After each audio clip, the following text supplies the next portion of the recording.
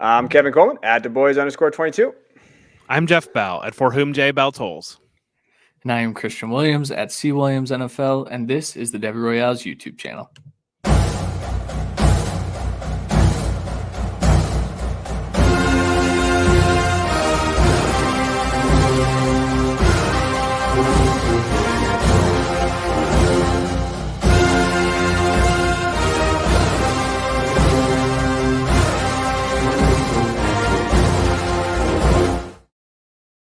What is up, everybody? Welcome back to the Devy Royale YouTube channel. And we are on running backs of the 2022 class. We went over Breece Hall, Isaiah Spiller already, and now we are jumping to Kenneth Walker. Obviously, Kenneth had a great year last year at Michigan State. He was definitely a Heisman finalist before Ohio State whooped his ass. Oh, sorry, I don't know if we could say that, but they did. They definitely whooped his ass out there.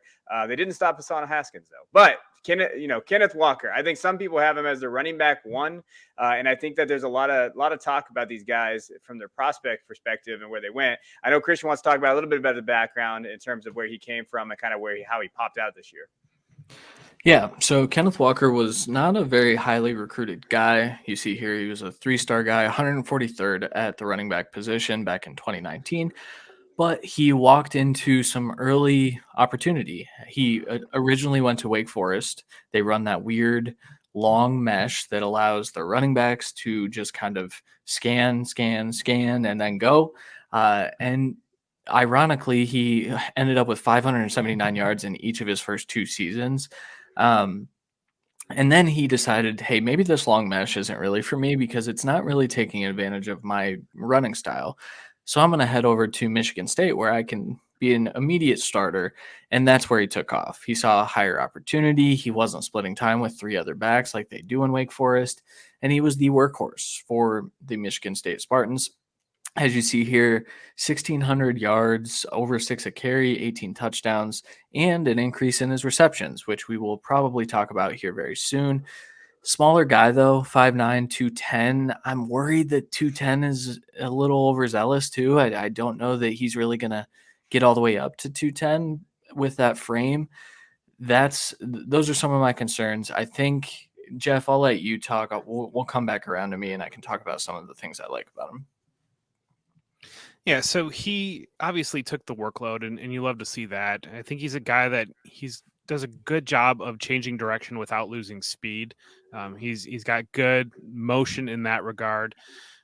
He wasn't using the passing game, but that's kind of was Michigan State's offense. They relied on him in the rush game, and they used those two wide receivers, Reed and I'm blanking on the other dude's name right now. Naylor. Naylor, yes. They use the two wide receivers primarily off play action for Peyton Thorne because Peyton Thorne's not a very good quarterback, and so they kind of relied on Kenneth Walker in those situations. Had a great game against Michigan, which we love to see, and that earns them place in our hearts. But Ohio State kind of bottled them up. The reality of the Ohio State game is Ohio State just got up on them, and they had to abandon the run, and that doesn't play into Michigan State's game plan as well. But Walker's a talented guy, and I'm not going to blame you if you got him as your running back one. I think that we just haven't seen utility in the passing game, but that's not to say that he doesn't have that skill. Yeah, Walker's one of the tougher ones for me. Like when we watch him on tape, I think he does some things really well, and he did come out. I do think the size thing, I think Christian kind of hit something on the head with that one. Like in terms of what is he going to actually be at? I think that's there. I think he's got an average build, good energy when he gets his hands. I think he can bounce them. You saw that he has pretty good burst, but not amazing burst, good balance, those type of things. He's a solid back, right? Like I think he's there. I do think he's pretty bad in pass protection. And I saw a lot of people dock him on that when I was, as we've been looking at what real scouts had to say. And he definitely is going to have to work on that. The receiving thing is an interesting thing for me. Like in terms of, I see guys all the time say, well, see if guys can't catch in college, they can still catch in the NFL. They just got to get the opportunity. Well, that's true, but there's got to be reasons why he hasn't gotten targets. I know that the offense hasn't really set themselves up for what his kind of skill set is. And that kind of a run that you just saw right there as you watching at Northwestern, I mean, that's what people love and saw the good about him there. But again, he's had a lot of touches. Where does that come into play? Can he kind of excel in offense? I don't know. Can he be a running back one in offense and get a ton of volume? To me, with these running backs, it's all who's going to get the volume. I'm a volume person. Will he get the volume? I think that's the question mark when you're drafting really high. Yeah, and I think ultimately, he's a guy that he does have good contact balance despite that smaller stature, and I think that that's going to matter.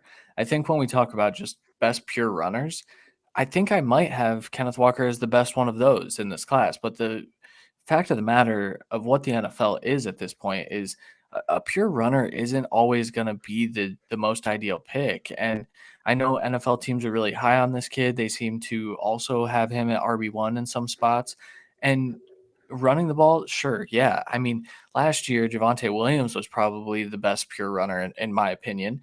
And the reason he got drafted as high as he did was because of his pass catching ability as well to kind of help with that. And also his pass blocking was just outstanding.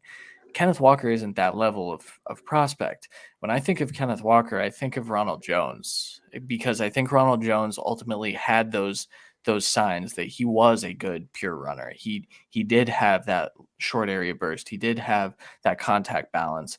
He needed to put it all together and then improve as a pass catcher, and then he never did. And so now we're seeing Ronald Jones at the end of everyone's dynasty benches, and no one knows how to deal with that because they don't know what he will be moving forward. So I worry that maybe that's the outlook of Kenneth Walker. Now, will he get on the field more than Ronald Jones did his rookie year?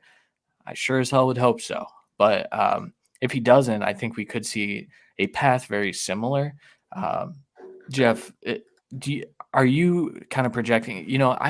When I talked about Walker a while back, I said I see a little bit of Devin Singletary in this kid. They have similar running styles. They're both small. Do you see that as like the upside of Kenneth Walker? Or do you see a little bit more than that?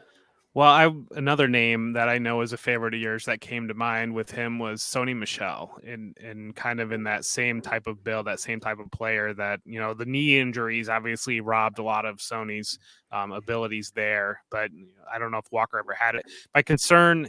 Yeah, it's hard not to be concerned about the passing game with him because he hasn't done it. And like Kevin mentioned, is there a reason why he hasn't done it? And when you're projecting to fantasy, it's very hard for me, at least, to put him in a lofty place without, one, seeing the draft capital, without seeing testing, without seeing what he weighs in at the combine, but also, two, without the utility in the passing game, having seen that. And I we always circle back to that with him but that's the reality of the situation. It's not, and it's not even the usage on a wheel or anything like that. If that's not there at all, and if he's a smaller guy, then what do we have here? I have a comp. Can I throw out a comp? I feel left out since you guys threw out comps and I didn't get to throw it. And I hate comp. What about Tevin Coleman? Is that an okay comp or no? Yeah, I think that's an okay comp. I think that before he's another guy that got hit with injuries, and I think that rookie Tevin Coleman had maybe another gear that I don't know if Walker exactly has, but I think that's a good one. Right. I just wanted to be cool and throw out a comp. For landing spots, I like the last two guys. It's basically we have the Bills, we have the Cardinals, Miami. Do you think the Bills would take a shot at him? Because if they have Singletary, is Walker that much of an upgrade in your opinion? I don't expect the Bills to address running back in free agents in the draft. I think that I could see free agency or I could see a trade. There's a big name in New York that I could see the Bills going after, that they have some ties to the organization. So that's kind of where my mind is with the Bills right now. But if it were to fall late enough, I just don't think that there were rumors that the Bills wanted to take Najee Harris or ETN last year. But again, I think that those were guys that they saw being useful in the passing game that we haven't seen out of these top backs here. I've seen the Texans too. I've seen that thrown out a little bit too about some of these guys. I don't know what the hell the Texans are going to do. So I don't know. I don't try to. If we're hunting volume, that's probably the best place to get it because it's like Rex Burkhead is the lead back there. So whoever, if they were to use capital on somebody, I would think they would probably spring pretty high in rookie ranks off of projected volume. Yeah. I just wanted to mention there's rumors that Miami's super high on him as like a one cut back for their new zone scheme that they should be Yeah. running Yeah. under McDaniel. So I'm curious to see that. I think that he would be a good fit there. I think a one cut offense is good for him. I think overall he can run in multiple schemes, but I think, an outside zone scheme would be pretty good because he likes to bounce outside anyway. So let him get out there, let him get in space, and show off some of that burst that we've been talking about. Yeah, no, I think so too. And if he goes to that spot, like you look at volume, right? And like that might change my opinion on where I draft him. It just if he's going to get more volume in that first year, I might not keep him on my dynasty rosters, but I'll use him. And if he falls in the value, I think that's where it's at. So we appreciate you guys tuning in on this episode with Kenneth Walker. Please hit that like button, hit that subscribe button, find the podcast underneath in the description, find the Patreon underneath in the description. We appreciate everybody for tuning in and listening to our nonsense on a daily basis. So until next time, we'll see you guys later.